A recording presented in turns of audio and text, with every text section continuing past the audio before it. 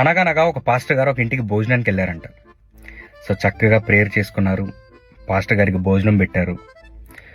వెండి plate, glass, స్పూన్లు అక్కడ పెట్టి వాటిలో వడ్డించారు.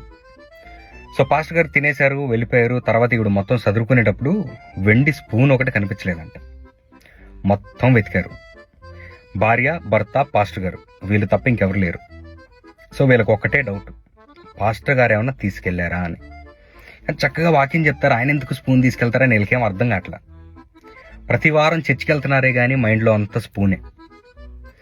సో 2 నెలల తర్వాత మళ్ళీ పాస్టర్ గారు ఇంటికి ప్రేయర్కి వస్తే ఆగలేక అడిగేశారు, పాస్టర్ గారు లాస్ట్ టైం వచ్చినప్పుడు ఏమన్నా వెండి స్పూన్ తీసుకెళ్లారా అని.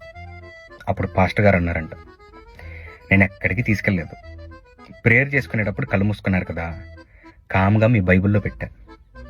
సో 2 నెలలు మీరు బైబిల్ తెరవలేదన్నమాట అని అన్నాడంట.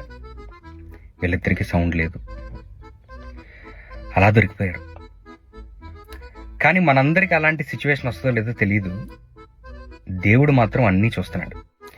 పాస్టర్ వచ్చి బైబిల్లో స్పూన్ ఎట్టక్కర్లా, మనం ఏం చేస్తున్నాం ఏం చేయట్లేదు అన్నీ దేవుడికి తెలుసు.